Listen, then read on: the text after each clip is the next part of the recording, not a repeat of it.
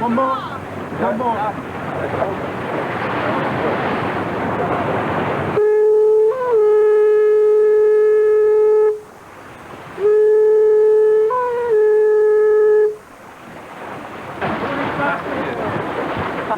Oh, thank you.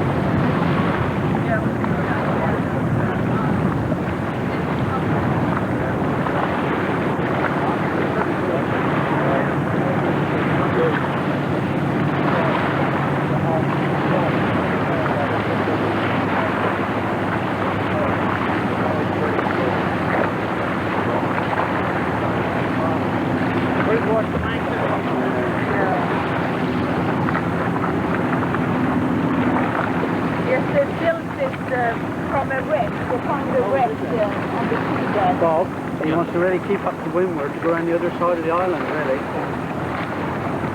We're going to end up going through that narrow channel. It's Drake's Island there, though. Yeah. But we wanted to keep it to the right. Leave Drake's Island to the left. Hallå? Vi måste gå till höger om ön. Which way, boss? Ja. Gå till höger om ön.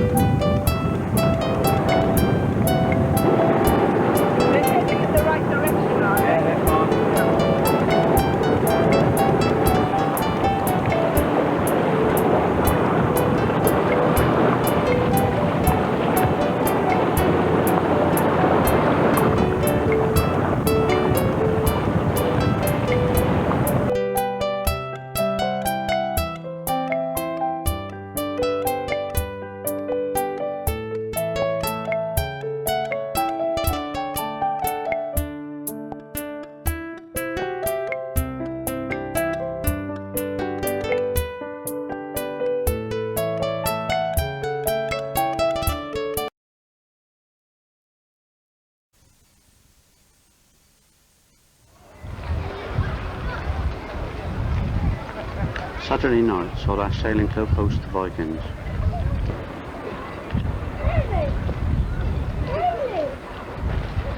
With Bruce on the pontoon, Saxon boat and miniature boats ashore in the sailing club.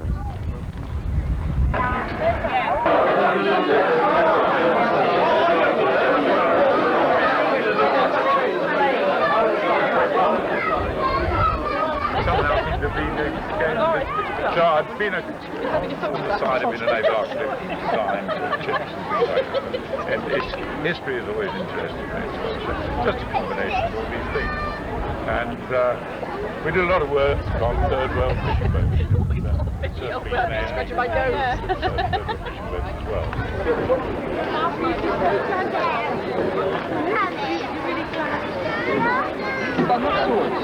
Yes!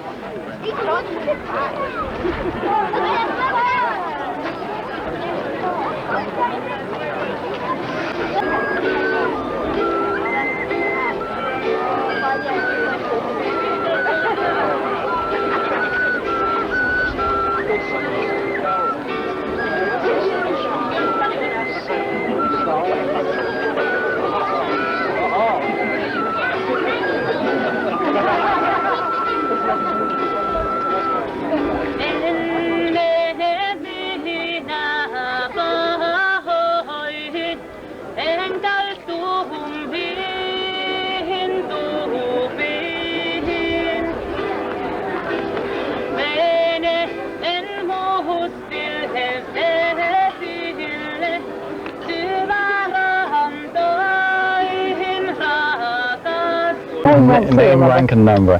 Bob Le Marchant, spelt L-E and then space M-A-R-C-H-A-N-T. And what's your title with Viking 97? I'm the festival director. Excellent. Okay, you happy there, David? Yep. Well, can you give us very briefly what this is all in aid of? Right, well, it's 1,000 years ago this year since the Vikings last sailed into Plymouth Sound. In 997 we know that they sailed up the River Tamar. This is recorded in the Anglo-Saxon Chronicles, the oldest concise history book of England. They sailed up until they came to Lydford, and there they turned over the royal mint there, took away a whole load of silver and coins, and they went and burnt down Aldolf's Abbey, which is Tavistock Abbey, and took away with them, as they say, indescribable plunder. That's the very words in the Anglo-Saxon Chronicles. And so we thought that it's impossible, or we just can't let this go by 1,000 years later, our own true Plymouth millennium, without having a festival to celebrate, or at least mark. Some people think it's something we shouldn't celebrate, but at least commemorate 1,000 years since this most tremendous piece of activity that happened in the area. It was the one thing that was actually written down for that year. It's the most significant fact in the history of that year for 997 in Britain. Tell us about this stone. What does that signify? Can you just hold on a sec? I'll just move it to fraction so I can see the stone. Right. Okay, shall I ask that question again? So when you're ready. Yep. Okay. What does the stone signify? Well, the stone is a gift from the governments of Iceland, Finland, Denmark, Norway and Sweden. They've collectively subscribed to pay for this stone. We've commissioned a Danish stone carver, Magnus Krogh Andersen, to do it. And it's a way of the Scandinavian countries saying sorry for all the raiding they did here for over 200 years in the West Country. And with a bit of luck we might actually forgive them. But lots of them are coming over here for the last week in July, and we hope to host them in friendship this time. Give me a brief flavour, because there's far too much to get into detail, but give me a brief flavour of what the Viking week is going to be like. Well, we already have the Finnish ship Rus that sailed all the way from Finland here in Plymouth Sound now. We have a ship coming from Sweden, a famous ship that sailed all the way to Istanbul to prove the trading routes there. She's coming here on the 19th. And we have some Saxon ships representing the English shipping, and some more Viking ships, smaller ones this time. And they'll be sailing here in the Sound during the week. They'll be based at Barnpool at Mount Edgecombe. We have a lot of things happening there. We have over 100 Viking warriors coming from as far away as Iceland and Russia to camp here in authentic Viking tents in a Viking village at Mount Edgecombe for 3 days. And we'll have the ships sailing offshore, we'll have battles taking place, and on the 24th of July, this is our big day here on Plymouth Hoe, at 12 o'clock sharp, we're going to have the Vikings coming ashore from their ships.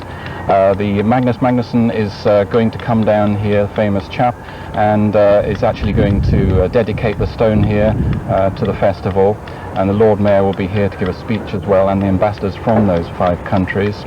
And after this date here on the Thursday, the Vikings will then move in the direction up river. They'll be coming not only in their boats, but also the warriors will be camping at Lydford, and we're going to have celebrations all up the river at Coteal Quay, at Calstock, at Saltash, at Morwellham Quay, at Tavistock, where we have more battles, and at Lydford, where the warriors will be camped for the last 3 days. That's the Friday, the Saturday and the Sunday, and they'll be making forays into the surrounding countryside and doing just a little bit of pillaging. Not too much pillaging this time. Well, no, I think they're quite an interesting bunch of people that are coming, the ones we met so far. It's going to be a very cosmopolitan week here in Plymouth and the Tamar area, and I hope everyone will come, certainly up onto Plymouth Hoe. We're expecting a big crowd up here, and let's hope the weather's fine for them. Thank you, Rob. Okay. Sorry, could you just be just a little more carving, please, mate? To England. Okay. Magnus, can you tell us about the meaning of this stone? Yes, for 1,000 years ago there came a lot of Vikings here from the Scandinavian, and there was a raid here, and I think the Viking was a little bad. So now they say, excuse us, now we must be friends. So I hope they will stay here the next 1,000 years, so long they are here, I think we are friends. The runes are very traditional in Scandinavian countries. Yes, but it's an English professor that have do them, this inscription. So I can't remember precisely, but it's an English professor. And what else do you see a picture here of a man on a horse and a Yes, ship? it's Odin. It's a god from the Scandinavian, the biggest god. And he is coming riding on his 8 legs horse.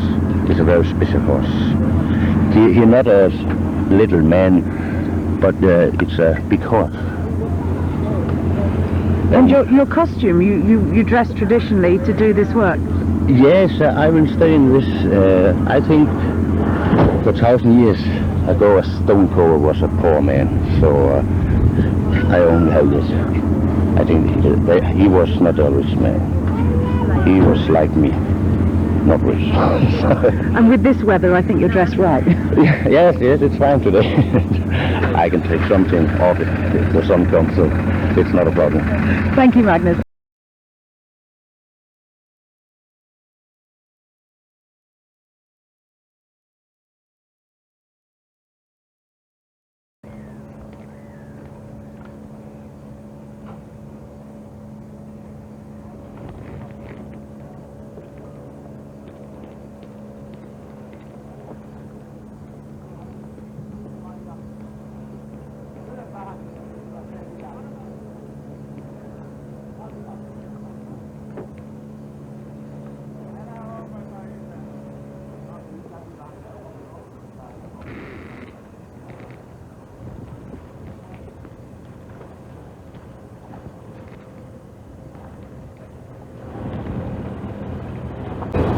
That's a rhyme words.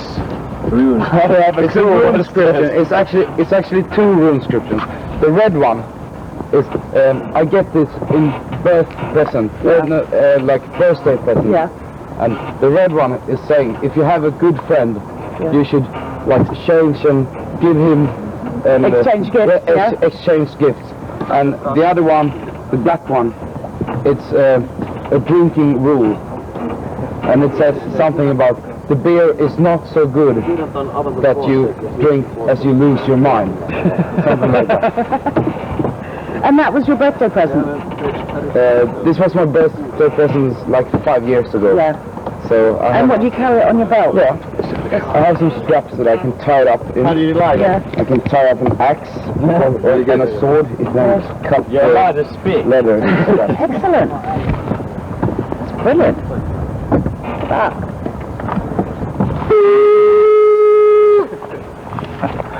Just talk to Julie. Yeah, it's amazing, isn't it?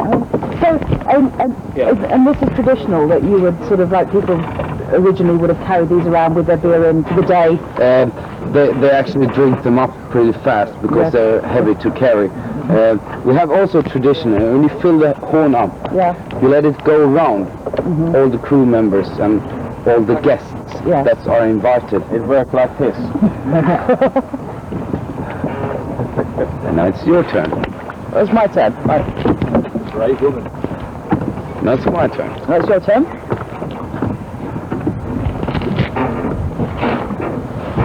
To make sure that the last one gets a sip of it too, you have to drink not too much and not too little. Yeah.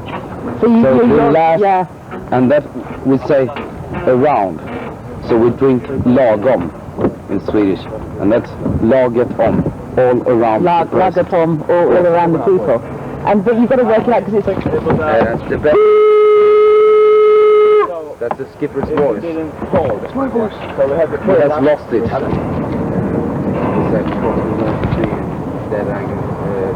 Dead rigging navigation is quite dangerous. We have to counter the tides all the time. You want to take a picture? Okay, so when you're ready, David? Yeah.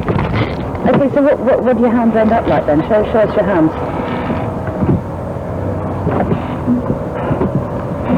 How much rowing do you do as opposed to sailing? I mean, are you mostly sailing and a bit of rowing, or more rowing than Okay, Julie, if you'd like to ask names. It's over. Could you say your name first, Yes. please? Richard.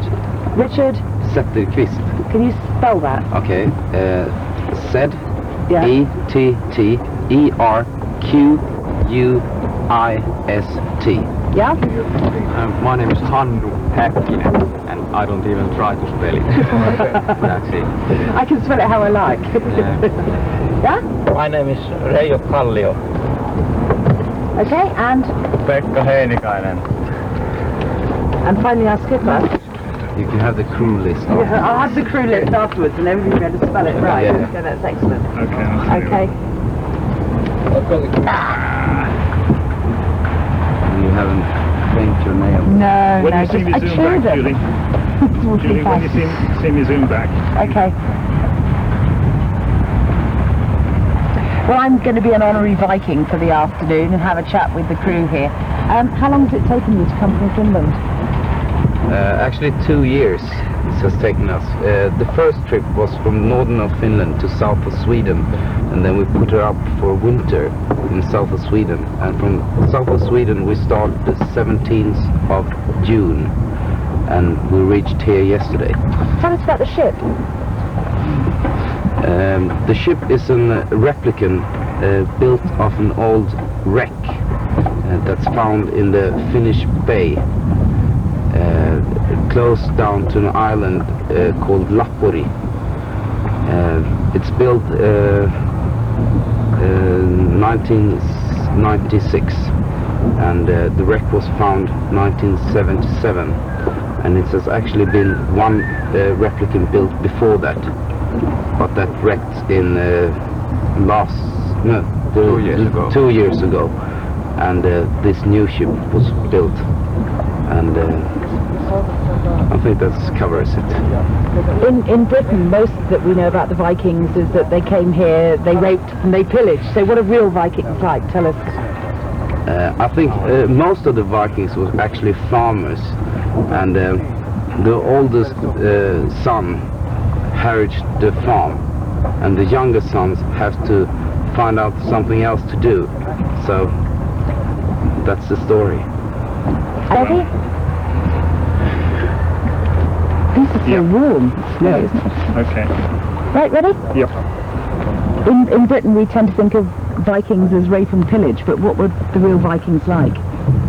Most of the Vikings were farmers, and it's just the oldest son that inherits the farm.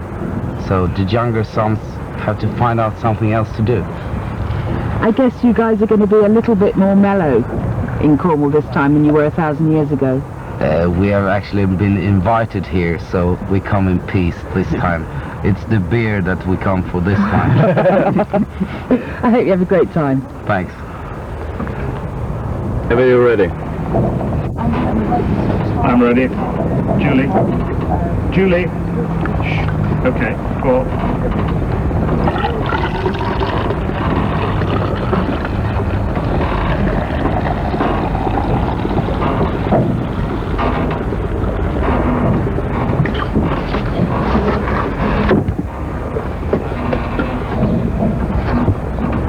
Before the break, So will you pass it fairly quickly, just to sip and pass it? Okay, yeah, so we'll perfect. say when we're ready and say when you want me to start talking. Yeah. As it comes to you, you start talking. Okay. But don't talk when you drink.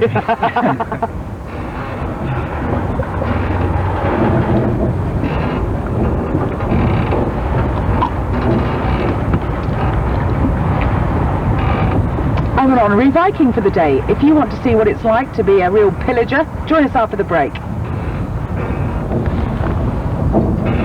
Skål! Score. Keep peace.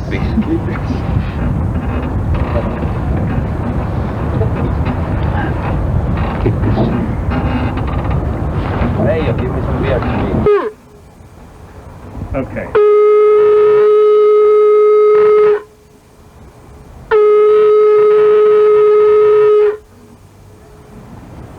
Let's try this then. Just blow like a trumpet or something. Once more with You'll have to do it like this.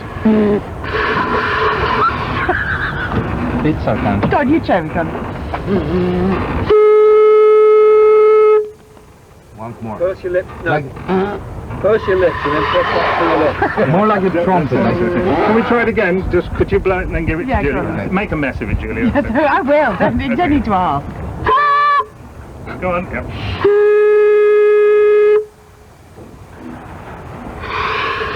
I'm never going to make a Viking. Like, don't just blow it. Do it like. Try to squeeze your lips tighter. I talk too much. My lips are too loose.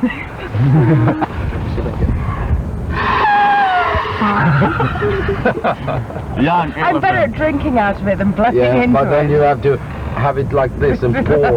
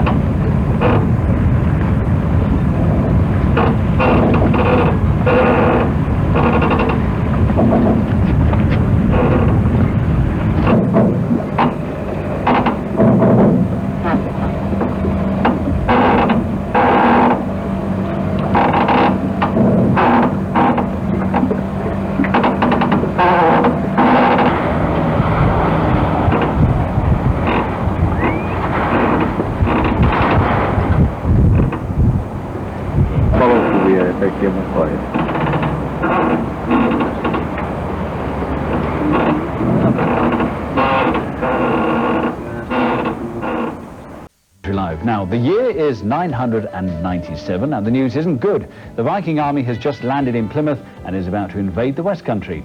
Well, they do say history repeats itself, and that's exactly what happened today, as Tim Idale reports. Ever fancied doing that after a bad day? Well, that was just a practice session for a Viking warrior. With sharp edge of sword, sharp point of spear, I think we've got a very good chance, and the gods are on our side. Just as they did 1,000 years ago, the warriors have sailed up the Tamar and are taking on the Saxons at Mount Edgecombe.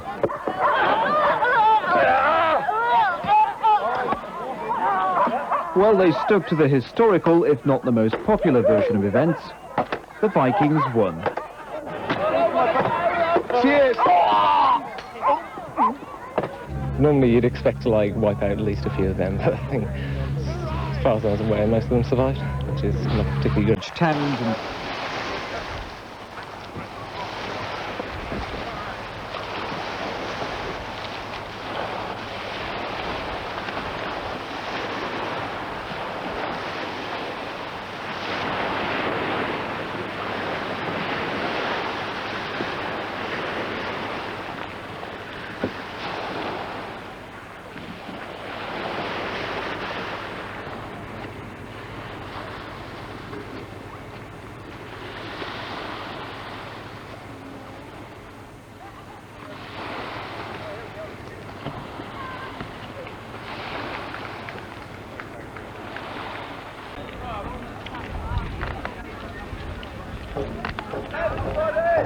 Moving now into the Viking camp. Bob Le Marchant there amongst the group of people, one of the main organisers.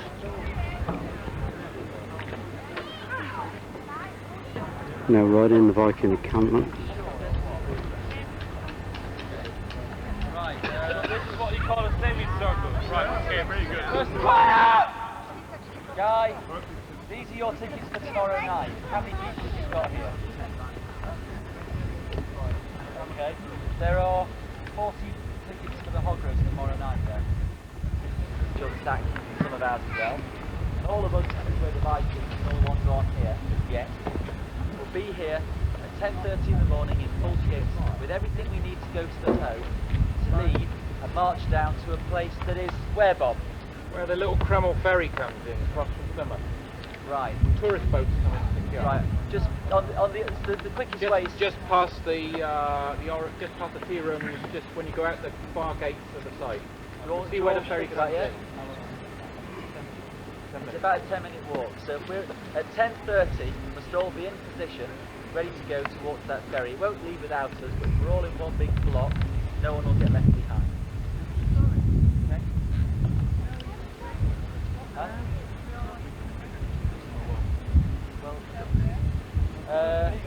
You know that we're walking down there, so what I suggest is you just make sure that okay.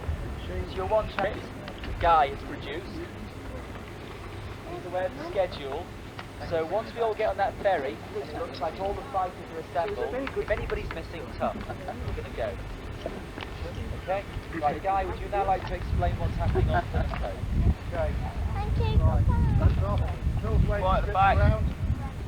Probably all thinking it's not that much complicated, but that's full page straightforward down there. Look at it simpler. Because most of this is word for word. Kill him first.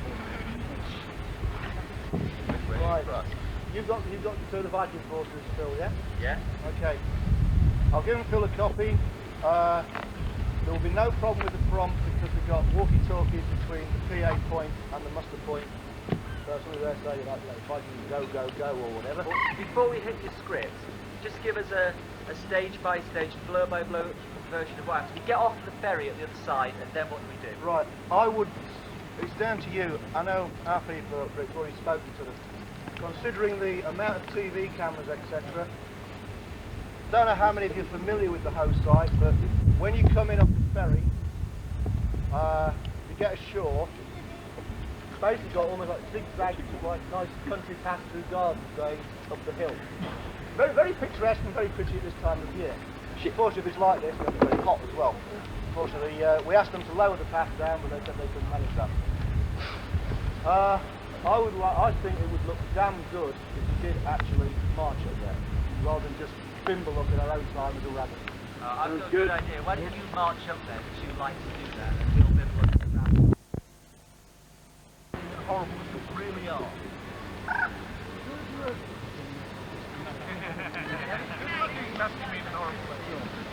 The Vikings and Saxons complete their battle plans, ready for tomorrow.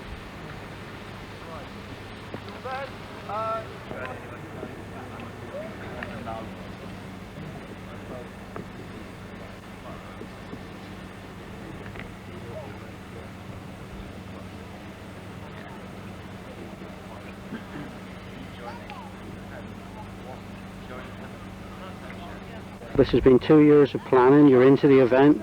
What do you think of it so far? Absolutely brilliant. Look at the scene we got around here now. I mean, this is our big evening before the Hoe, which is tomorrow. Now the guys behind are just planning what they're going to do. It sounds very exciting. I'm still not sure whether Saxons are going to beat the Vikings or the Vikings the Saxons. But we've got some incredible people there. Some very interesting people from Iceland and Finland, Sweden, Germany, all over. So I don't know, I'm actually over the bloody moon with it. It's hard to explain, but last night we went out in the boats. I was lucky enough to get a shore rowing crampmarken out there. This is a boat that's been all the way to Istanbul some years ago. Quite an elderly boat now, at about 25 years old. And we rowed out to the breakwater and then to Port Picklecombe. And we had a load of beer waiting for us there and a guy to bring back. Then we rowed back again, and a little bit of a sort of challenge on who could row back fast or sail back. And it's just magnificent, the whole thing. Absolutely brilliant. Can't believe it. Well, well done, Bob. You've certainly done a good job, and we shall be following you up the river to Cotehill, Tavistock and Wolverham. So we'll see you later in the event. Brilliant. Well done, Bob. Thanks. Bob Le Marchant parading around with the spark flag for the race.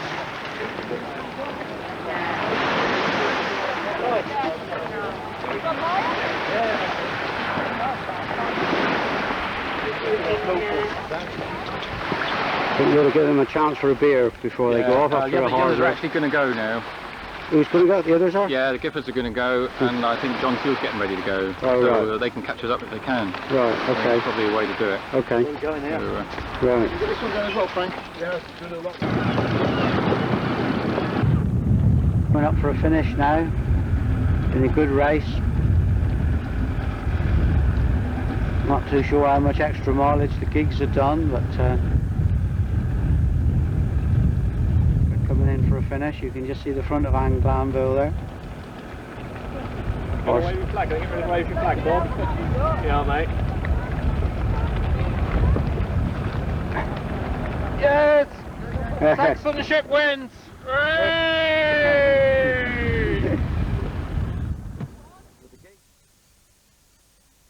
For bringing gifts in a dedication ceremony on Plymouth. For bringing gifts in a dedication ceremony on Plymouth Hoe, Britain's most famous Norseman, Magnus Magnusson, introduced a crowd to a specially carved granite stone. The runic memorial is inscribed, "Vikings we were, now we're friends." Ambassadors from all the Nordic nations attended and were later entertained by Plymouth's Lord Mayor at the Council House. And to offer a token of goodwill, Sarah Drew is at their camp on Mount Edgecombe, where we join her live. Sarah. Yes, Teresa, good evening. You join us here at Mount Edgecombe, where the Vikings have returned home from their battle against the Saxons, which they won earlier today on Plymouth Hoe. They're still hard at it, they obviously haven't given up yet, but I spent the day watching them in their battle. Viking longships in the Sound. In the 10th century, one of the most feared sights known to man. They came from Scandinavia in search of farmland and gold. Fighting and plundering on their way, they sacked the Lydford Mint and burnt Tavistock Abbey to the ground. They were fearless and desired only to die bravely. It was a very bloody time. The Vikings had a bad press over the years. They've been called barbarians and savages, but they're really no better or worse than their contemporaries, the Anglo-Saxons, and we're aiming to try and put this across in today's show. Today they returned, this time in peace, with a gift from the Scandinavian countries, a stone carved in runes. Once we were Vikings, now we are friends. a symbol of peace between nations. The societies who are doing the fights and things, they do an awful lot of research themselves into how the weapons were, how they were made as well, and the clothing. And although we're not quite sure exactly how the Vikings fought, they make a jolly good stab of it. It's both entertaining and it's highly educational, I think. The Viking warriors come from all over Scandinavia and from England. They prepare themselves very carefully for battle. Piped up, ready to do it, prepared to die or kill. It's a good feeling of anticipation. The adrenaline gets going. You just want to start fighting and kill your opponents. I'm looking forward to going to Val, so yeah, should be good. We're actually trying to take whatever we can from the local residents. Despite their fearsome reputation, the Vikings 97 festival is forging new links between the peoples of Scandinavia and the West Country. Yes, well, as you can see, it's certainly been a great day and the Vikings are still hard at work behind me. I'm joined now by some of the Vikings. Still Bertham, you're effectively in charge here and the chief Viking. Can you tell me what you've been up to today? Well, we went onto the Hoe today, invaded it with a Viking army that did battle with the local Saxon Fyrd, which is the sort of the king's army that he would raise to defend this area 1,000 years ago. And I must say it was a crushing defeat for the Saxons again. Saxons do have a habit of losing, don't they? Why are the Vikings so effective in battle? Well, the reason that they were so effective, I think, in this case was they had more armour and better weaponry, and it was surprise. Weight of numbers in the right place, and semi-professional armies fighting levied troops, which were volunteers or they were levied into it. Okay. Susanna Anderson, you are from a Viking city near Malmö in Sweden. How did you get on today? I didn't do anything particular today. It was my sons who were the actors, like as a slaves. Did you enjoy it? Yes, I did. Excellent, that's lovely. Phil, can you tell me what is the difference between a Viking and a Saxon? Well, the main difference between Saxons and Vikings here 1,000 years ago is mainly that the Saxons seem to be dead. So obviously history is repeating itself. Well, as we can see, the Saxons have lost the battle, the Vikings are having a good time. They're very authentically dressed, and it's back to the studio.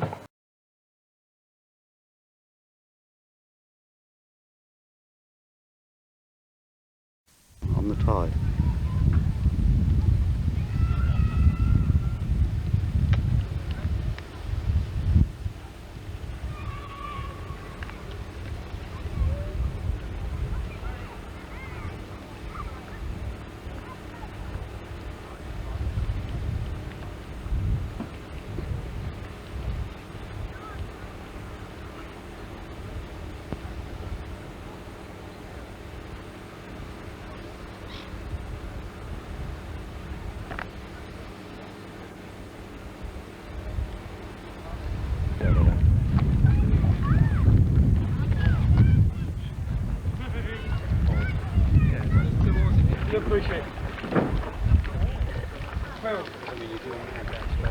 Sixth century Saxon boat alongside.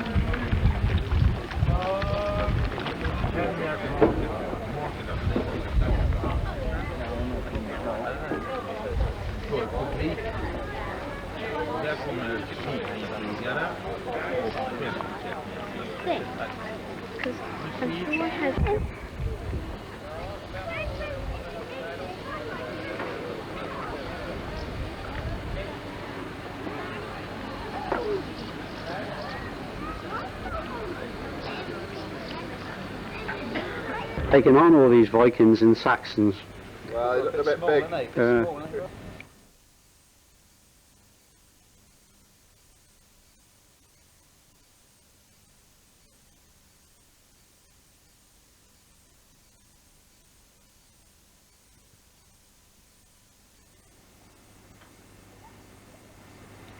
It's a job to imagine the house wasn't built and these gardens didn't exist when the Vikings were here last.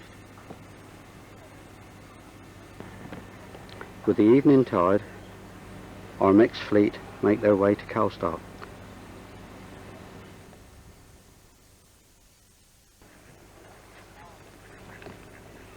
A Saxon boat in the lead.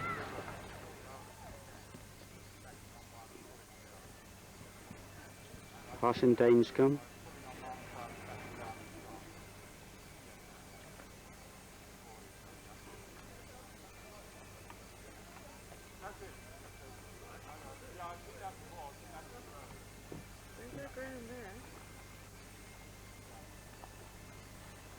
Can I get pipes?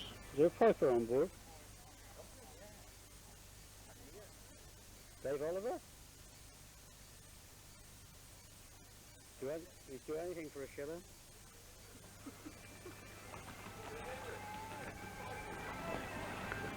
That's a Saxon boat.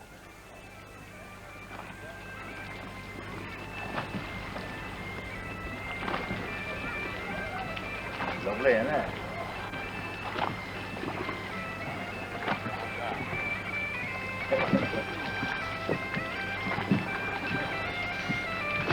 Music's on that one back there. Good. This is the Saxon boat, and the next one is the Finnish boat. Yeah? Then the boat from Gotland. The Finns have just come across the North Sea in 400 miles, 4 days, 4 nights. 4 days?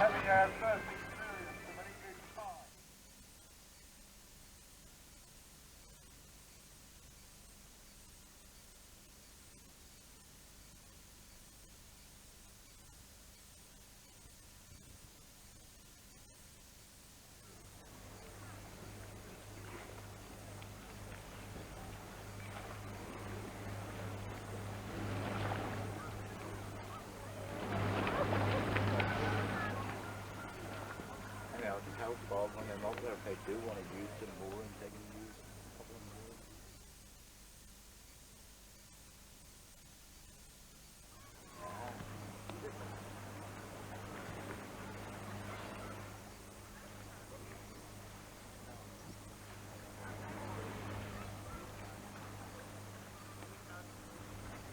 That's a lovely old boat, that is, man. It sails well. Do? Yeah, I was quite surprised. Yeah? Yeah. Do? Yeah. When they came into Plymouth Sound, I wanted to make up to windward, and they sheeted it in, and he pointed up. I was quite surprised. Yes, yeah. I'm Jack of all bloody things. The master of most. Post office has a cleaning building in there, like next to the one with the ivy on. Must be a good turnout for tonight here. That's lovely, isn't it? It's lovely to see.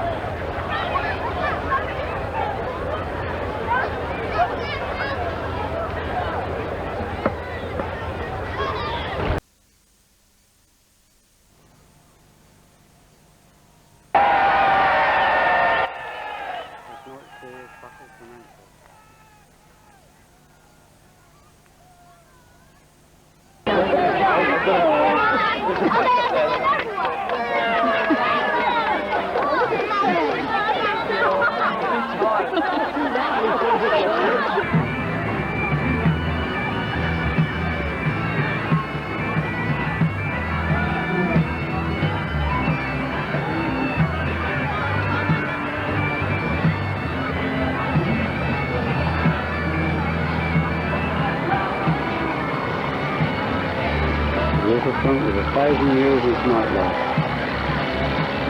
Green house.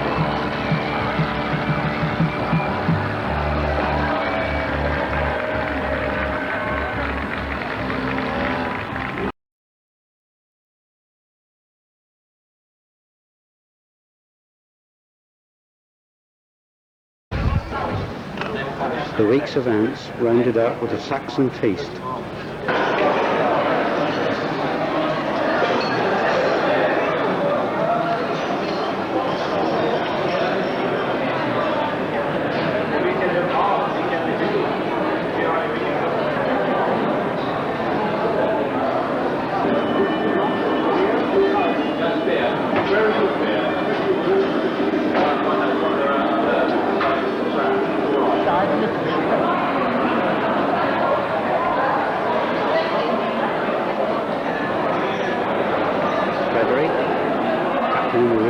Join us at our table for the feast. Stone carvers present. Varför, det vet jag inte. Jag tycker det verkar vara konstig planering. Ja. Därför jag försökte få tag på video idag. Och då sa jag att han har haft upp det.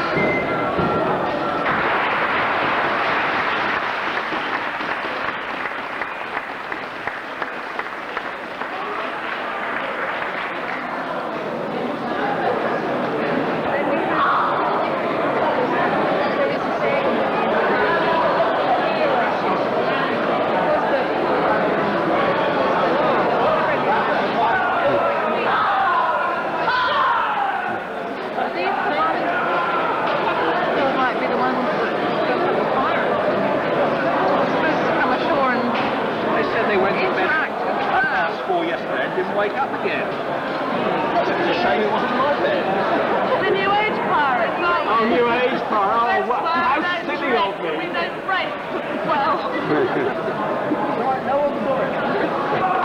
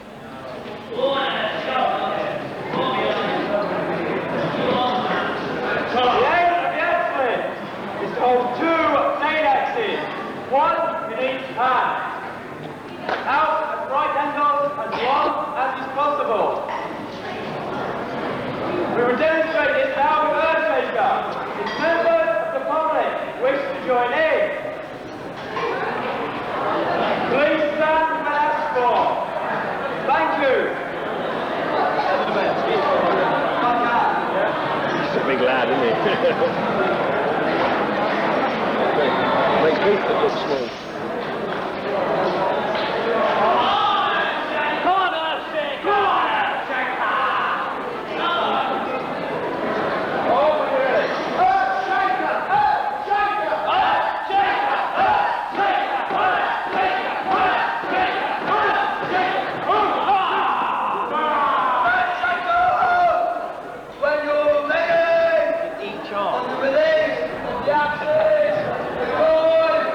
Stop!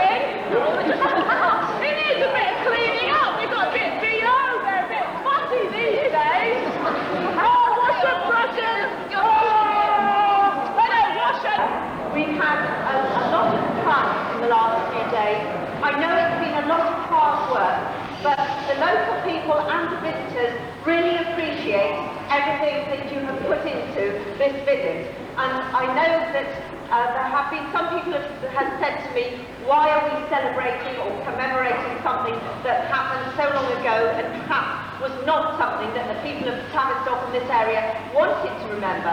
But then somebody did point out to me that you've all come in friendship this time and we welcome you. But having watched some of the battles today and yesterday, I'm not too sure about the friendship side of it. It looks pretty gruesome to me. Anyway, I have some certificates here. I don't know whether all the people are here, but I have one here for Magnus Anson, the sculptor from the runic stone in...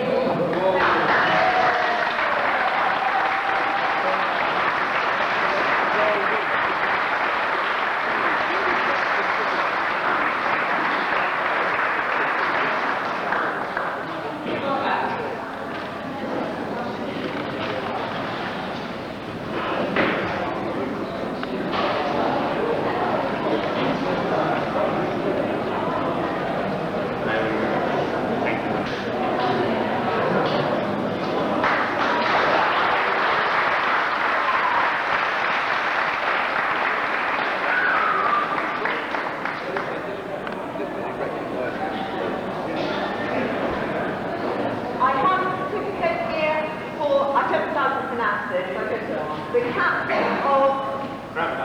Grandma. Dotus.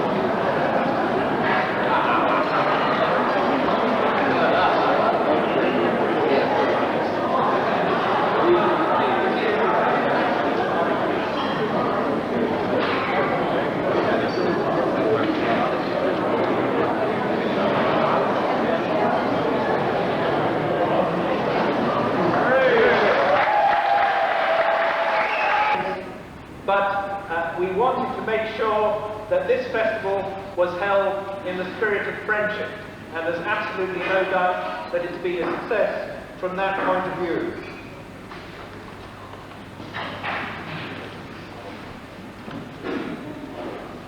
Now, I have just acted as the chairman of an informal group, the steering group, so-called. I suppose it's appropriate to call it a steering group given the boats that we're here. I've had the pleasure of working with many people. I think we've held something like 44 official meetings of our steering group over a period of 2 years planning this festival. Probably represents something like 3 working weeks of time individually spent just in meetings, let alone doing things outside that time. And I have a great many people who I feel a great debt of gratitude to. all the members of our steering group, many of whom have stuck through some very difficult times, as you can imagine. There's nothing straightforward about organising a festival of this type. And I owe them a great debt and thank them very, very warmly.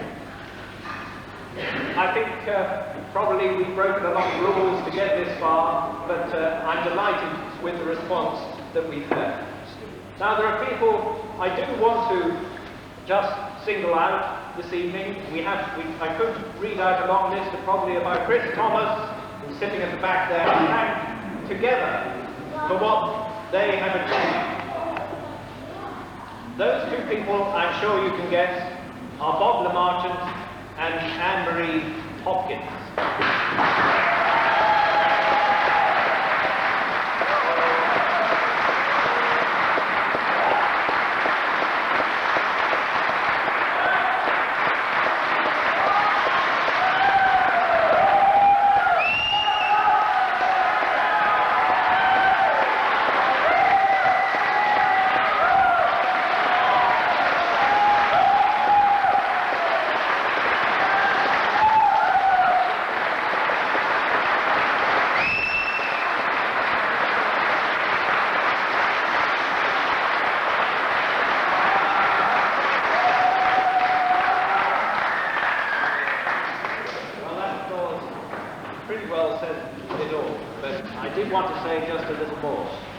Because I think we have reached a very important moment in this festival. We're obviously near the end, but the achievement of this festival, the success of this festival, is largely down to Bob and Anne-Marie's incredible energy. And I say incredible, and I mean incredible. They have demonstrated that if you have a certain power of imagination, a certain well of imagination, a well of creativity, a well to draw on of goodwill and spirit, and an energy that is never destroyed by the setbacks, that you can achieve almost anything against the odds. Many of you will not realize what they have achieved together. They have cajoled, enticed, persuaded people at the most extraordinarily black moments when we thought nothing was possible to come up with support and help just when we needed it. For example, those of you who were at Plymouth will know that we had both the Finnish and the Icelandic ambassadors present at that ceremony and representatives from the other Scandinavian countries. Sweden, Norway, and Denmark. There was a moment when we did not think that a stone would be given to Plymouth as a gift by the Nordic countries. But it is entirely thanks to the efforts, the persuasion of Bob and Anne-Marie that that stone is fixed there as a mark. And we owe them an enormous debt of gratitude. I think what their partnership has shown, and we've tried to support them as much as we can, that there's always a time for new ideas. There's always a moment to be seized which is not to be missed. And this anniversary, 1000th anniversary, was definitely one of those. I had no knowledge that it was Anne-Marie's special birthday this evening. And I feel that that is a wonderful omen as well, that we've been able to celebrate Anne-Marie's birthday here today. And it's so wonderful that Anne-Marie herself was born on Gotland, the island in Sweden, where so many of the Lydford pennies have been discovered. That was a thing we knew at the start, but it seemed to mean so much that we had Anne-Marie with us. And Bob, with his tireless energy, has been in partnership with Anne-Marie, organising every single aspect of the mechanics of this festival. So I would like, on your behalf and on behalf of the steering group, to make a little presentation to Bob and Anne-Marie. We have here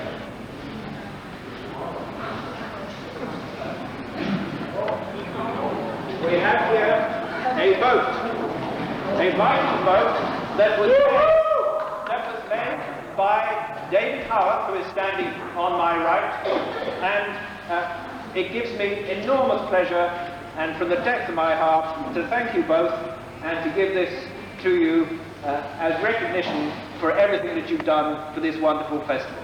Bob and Anne-Marie.